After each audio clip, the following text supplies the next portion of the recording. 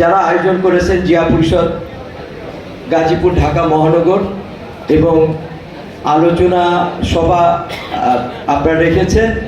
আমি আশা করি মেন আলোচনা করবেন আমাদের জিয়া পরিষদের vice chairman professor doctor Lutfur Rahman ভাই।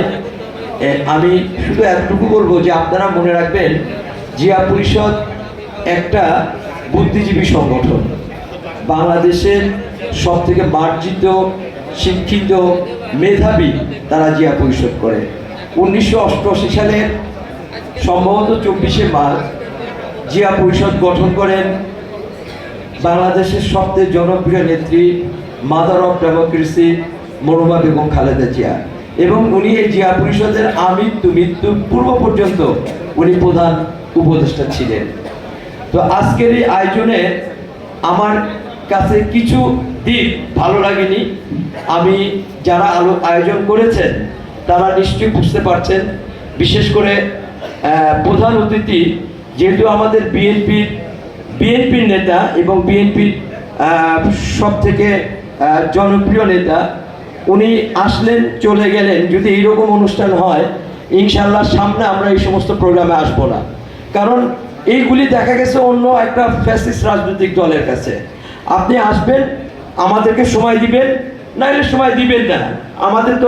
আমাদের অতিথির কোনো অভাব নাই।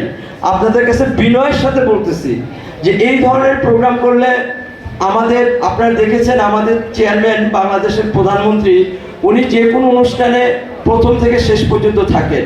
হ্যাঁ, এইটা আমাদের একটা কালচার, এবং এই কালচারে যদি ব্যত্যয় ঘটে অনেক কিছু ব্যত্যয় ঘটবে। আমি শুধু এতটুকু বলবো যে বাংলাদেশের স্বাধীনতার ঘোষক, যিনি বাংলাদেশের স্বাধীনতার ঘোষণা না দিলে দেশের পরিবেশ কি হতো আপনারা জানেন। শুধু জিয়াউর রহমান সাহেব বাংলাদেশের স্বাধীনতার ঘোষকই ছিলেন না, তিনি বাংলাদেশের স্বাধীনতার সংগঠক ছিলেন, জেড ফোর্সের অধিনায়ক ছিলেন এবং সেক্টর কমান্ডার ছিলেন, এবং সম্মুখ যুদ্ধে বিশেষ করে সিলেট অঞ্চলে উনি যুদ্ধ করেছেন এবং পাক হানাদার বাহিনীকে পরাজিত করেছেন।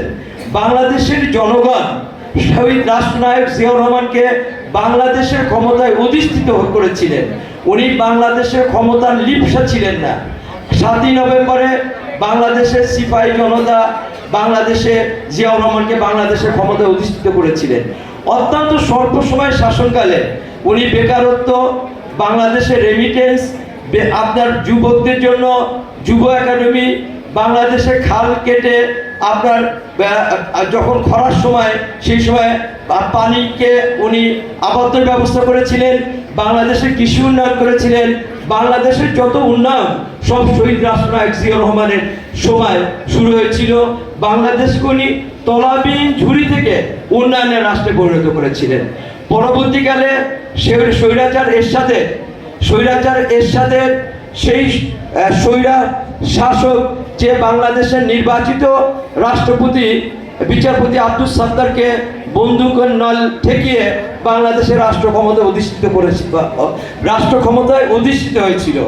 বাংলাদেশে সেই সময়কার অত্যন্ত ক্রান্তিকার সময়ে বাংলাদেশে শহীদ রাষ্ট্রনায়ক জিয়াউর রহমানের সহধর্মিণী গৃহিণী থেকে বাংলাদেশে বিএনপির দায়িত্ব গ্রহণ করেছিলেন, এবং দীর্ঘ 9 বছর উনি স্বৈরাচার এরশাদের বিরুদ্ধে আন্দোলন করে বাংলাদেশকে স্বৈরাচার মুক্ত করেছিলেন। বাংলাদেশের এত জনপ্রিয় রাষ্ট্রনায়ক, এত জনপ্রিয় প্রধানমন্ত্রী বাংলাদেশের ইতিহাসে আর কেউ ছিল না, ভবিষ্যতে হবে কিনা সন্দেহ।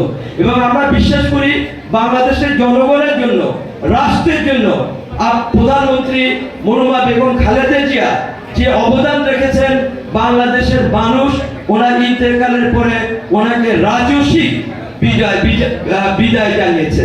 আমি মরহুমা খালেদা জিয়ার রুহের মাগফিরাত কামনা করি। আমি কামনা করি শহীদ রাষ্ট্রনায়ক জিয়াউর